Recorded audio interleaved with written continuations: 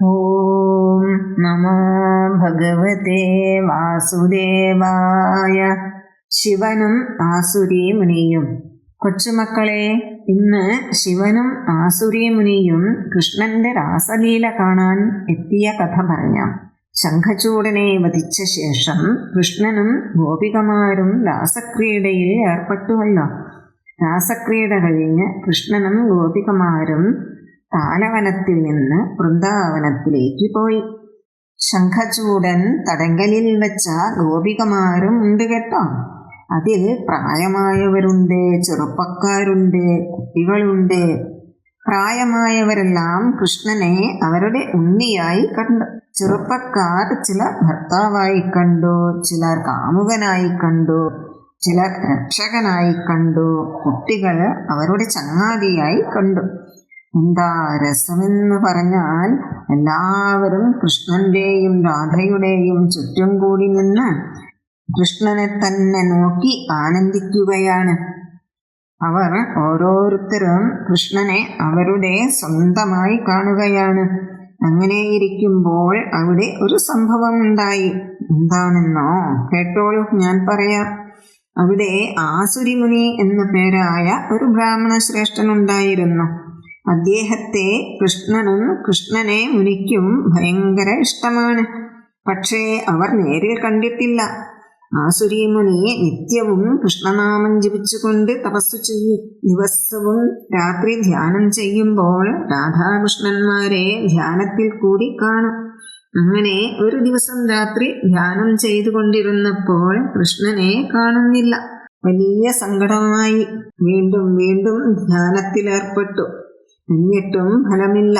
എന്നിട്ട് വളരെ സങ്കടത്തോടെ ധ്യാനം നിർത്തി കൃഷ്ണനെ അന്വേഷിച്ച് കദരി ഭൂമിയിൽ നാരായണാശ്രമത്തിൽ എത്തി. പക്ഷേ അവിടെ നരനാരായണനായ കൃഷ്ണനെ കണ്ടില്ല. പിന്നീട് മുനി ലോകാലോകവിരിക്ക് പോയി. അവിടെയും കണ്ടില്ല. പാർഷദന്മാരോട് ചോദിച്ചപ്പോൾ അവർക്ക് അറിയില്ല എന്ന് അവർ പറഞ്ഞു. അത് കേട്ടപ്പോൾ സങ്കടം ഒന്നുകൂടി ഇരട്ടിച്ചു. പിന്നീട് പാലാഴിക്ക് പോയി നോക്കി. അവിടെയും ഇല്ല. മുനിക്ക് വല്ലാത്ത സങ്കടമായി. ഇനി എന്താണ് ചെയ്യുക? കൃഷ്ണനെ ഒരു നോക്ക് കാണുവാൻ എന്ന് ചിന്തിച്ചു. ഇനി വൈകുണ്ഠത്തിലേക്ക് പോകാം, അവിടെ ലക്ഷ്മിയോടൊത്തിരിക്കുന്നുണ്ടാവും എന്ന് കരുതി വൈകുണ്ഠത്തിലേക്ക് പോയി. അവിടെയും കണ്ടില്ല. ഗോലോകത്ത് പോയി നോക്കി. അവിടെയും ഇല്ല. പിന്നീട് കൈലാസത്തിലേക്ക് പോയി. അവിടെ പോയി നോക്കിയാൽ മഹാദേവൻ കൃഷ്ണനെ ധ്യാനിച്ചു കൊണ്ടിരിക്കുകയാണ്. ആസുരിമുനി മഹാദേവനോട് ഇങ്ങനെ പറഞ്ഞു: ഞാൻ വൈകുണ്ഠത്തിലും പാലാഴിയിലും ഗോലോകത്തും എല്ലാം കൃഷ്ണനെ തിരഞ്ഞു. എവിടെയും കാണുന്നില്ല. പ്രഭോ, അങ്ങേക്കറിയാമോ എന്ന് ചോദിച്ചു. അപ്പോൾ മഹാദേവൻ ആസുരിയോട് ഇങ്ങനെ പറഞ്ഞു: നീ ധന്യനാണ്. കൃഷ്ണനെ കാണാൻ വേണ്ടി തിരഞ്ഞു നടക്കുകയാണല്ലോ. നീ സമാധാനിക്ക്, നമുക്ക് കൃഷ്ണനെ തിരഞ്ഞു പോകാം എന്ന്. മഹാദേവൻ ആരാണ് ആള്?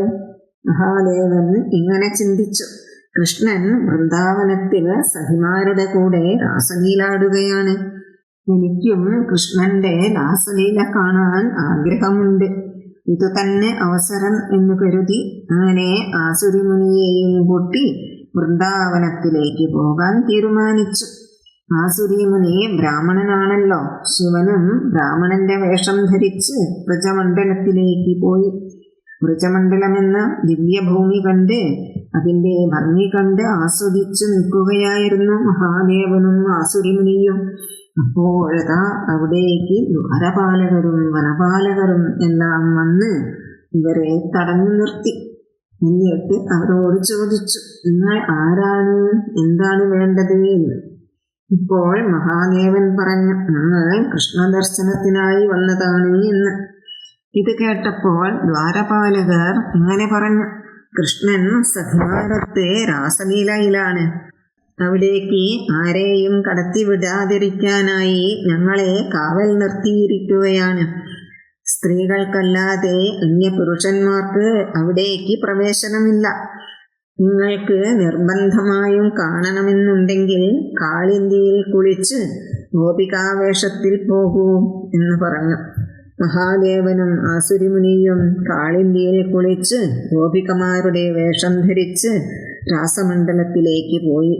രാസഭൂമിയിലെത്തിയതും മഹാദേവനും ആസുരിമുനിയും അത്ഭുതപ്പെട്ടു. കാരണമെന്താ? അത്ര ഭംഗിയുള്ള സ്ഥലമാണ് രാസഭൂമി. രാസഭൂമിയുടെ മധ്യത്തിലായിട്ട് കോടി സൂര്യപ്രഭയിൽ ബാലസൂര്യനെപ്പോലെ രാധയോടൊത്ത് നിൽക്കുകയാണ് കൃഷ്ണൻ. ചുറ്റിലും ഗോപികമാരായ സഖികളും ഉണ്ട്.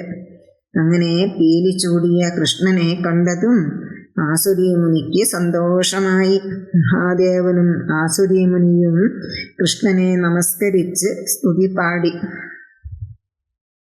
കൃഷ്ണ കൃഷ്ണ മഹായോഗിൻ ദേവദേവ ജഗൽപതേ പുണ്ടരീകാക്ഷ ഗോവിന്ദ ഗരുഡധ്വജ വന്ദനം ജനാർദ്ദന ജഗന്നാഥ പത്മനാഭ ത്രിവിക്രമ ദാമോദര ഹൃഷീകേശ വാസുദേവ നമോസ്തുതേ ശ്രീമന്നികുഞ്ച ലതികാകുസുമാകരസ്ഥം ശ്രീരാധികാ ഹൃദയകണ്ഠ വിഭൂഷണസ്ത്വം ശ്രീരാസമണ്ഡലപതിർ ഭൃജമണ്ഡലേശോ ബ്രഹ്മാണ്ഡമണ്ഡലമഹീപരിപാലകോപി.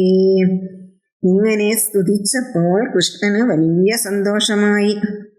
ആസുരീമുനി, നിങ്ങൾ എന്നെ കാണാത്തതുകൊണ്ട് വല്ലാതെ സങ്കടപ്പെട്ടു എന്ന് മനസ്സിലായി.